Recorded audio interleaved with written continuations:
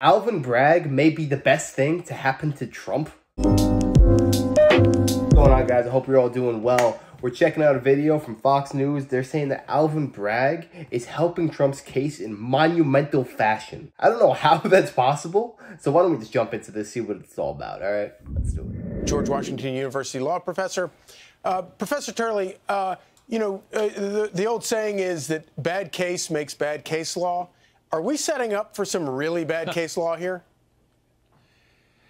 Well, I think that you've really captured the moment for the justices. They would love this cup to pass from their lips, but they have to drink. They've been avoiding this for decades. You know, they had a case involving civil immunity where they did say that a president needs immunity in order to function, including in those sort of outer, parameters of his office. The question is, does that extend to criminal law, to criminal charges? And what's often been discussed in the media is how extreme the Trump team's arguments are, bringing up SEAL Team 6 and things like that. But the justices may be equally concerned about the extreme nature of the lower court decision, that it leaves a president without protection. So they've got cliffs on both sides. Either they go over one side and a president has no protections at all, or you go over the other side and a president has total protections and can do most anything. There's a good chance that some of these justices are going to want a third option, something more nuanced where a president has some protection. I 1000% agree with that, because you can't have no degree of protection for former presidents, because politics is dirty business, it's a dirty game. And if you get one rogue president or politician who wants to take out a former president, no, there has to be safeguards against that. Because if history has taught us one thing, it's that you cannot trust politicians. So I feel like there has to be some interviewed earlier. You saw him out there when he was with the Teamsters in Midtown earlier this morning, and he said, he was asked about this, and he said, if you have a president that can't make decisions because they're fearful that they're going to be caught in a criminal court case, then you just have a ceremonial president. In our country, that doesn't exist in our country. Yeah, and that is, in fact, the motivating, theme of the Fitzgerald case. When the court last looked at the civil immunity issue and issued that opinion, it said we don't want that chilling effect upon presidents where they have to constantly wonder if this decision's going to land me in a civil case. The question is, does that apply in criminal cases? And I think the court's going to have a really tough time grappling with this. But there's also practical issues here. Let's say that the court wants a third option, something more nuanced. This is, after all, an incrementalist court. They tend to try to take small steps, not great leaps. If that's the case, the most obvious thing for them to do would be to remand it back to the district court to say, we need you to look more carefully at this record and what here is really related to his office. Where do these questions fall? If they do that, I don't think that they could try the president before the election. And if they don't try the president before the election, Jack Smith may never see a jury in either of these cases.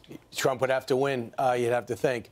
Meanwhile, let's talk That's about right. talk about the circus in downtown New York City. We know today, we think the judge is going to rule on what type of where he's going to go in the gag order. Did the president actually violate the gag order? What kind of penalty he would pay? Let's get that out of the way first. How long will that last? Well, I think that the judge is likely to find that he did violate the gag order. That's very clear from the earlier hearing. And really, Trump is attacking the gag order itself. He's saying, look, of course, I'll violate this gag order. I'm running for the presidency. And you said I can't even talk about a guy who was on the air every single night, not just talking about this case and his testimony, but talking about how I shouldn't be president. And you're saying I can't respond while I finish the months leading to this presidential election. I think that Merchant is wrong about Michael Cohen. This is clear as day. Like, Trump knows he violated the gag order. That's clear as day. He's only saying that the gag order itself is unconstitutional and it should not be enacted on someone who's running for president. So yes, did he violate the gag order? Yes, obviously. But should the gag order have been enacted in the first place? Absolutely not. That's just a violation of free speech, especially from someone who's running for the greatest office on the entire planet. is being stubborn here. So the question is the court going to tack back a little, narrow this order while also finding him in contempt? I don't think there's any question he's going to find him in contempt. But you really do have pretty huge constitutional issues here, whether it's a case in New York, the New York court case where you have a judge telling somebody who's running for president that he can't speak about stuff, or in D.C. in the Supreme Court where you have the judicial branch basically dramatically curtailing the powers of the executive branch. These are like really big constitutional issues, I think.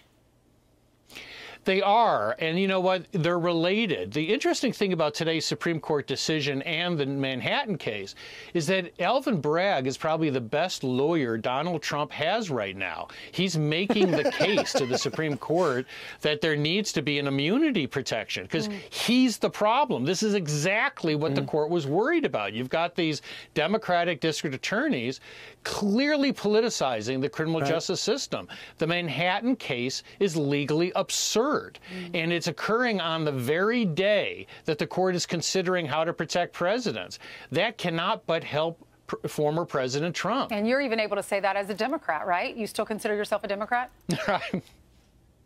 Right. The funny thing is, in the contempt proceedings, one of the things that the former president is being accused of is citing one of my columns. And so I'm used to expressing contempt in opinions, but never an opinion, never a column being an issue of contempt. But if you're just real quick, David Pecker's on the stand. Karen McDougal is supposed to follow. Can you preview what do you think will happen, and what should what's the prosecution's approach, and what should the defense be?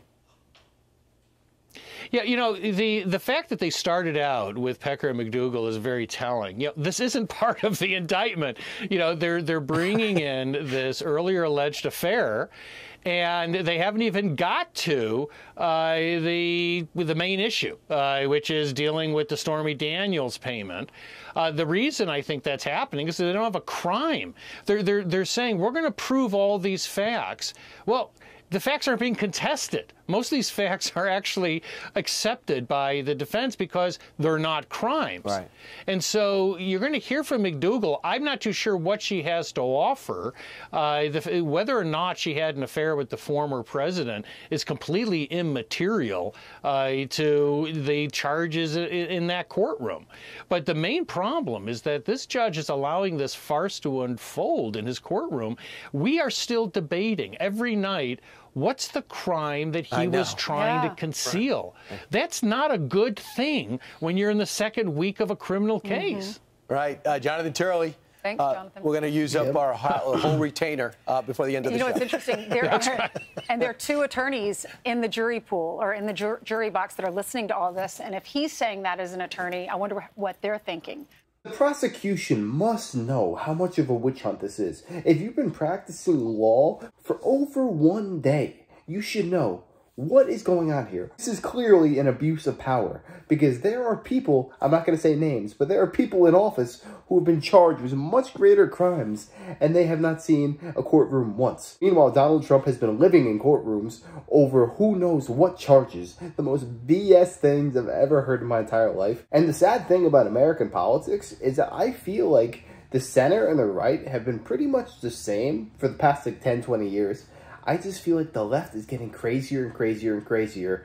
And someone that was once a moderate is now considered a radical. And that is a huge problem because it is creating such a divide in this country. It needs to be healed, but it's becoming harder and harder to do so when you have rogue, corrupt politicians like this going after people who are only looking out for us, the American people. And that needs to be fixed. But yeah, let me know what you guys think down in the comments. I would love to hear your perspective on this. And if you enjoyed, make sure to smash your like, comment, subscribe. And I wish you guys nothing but the best. Have a great day.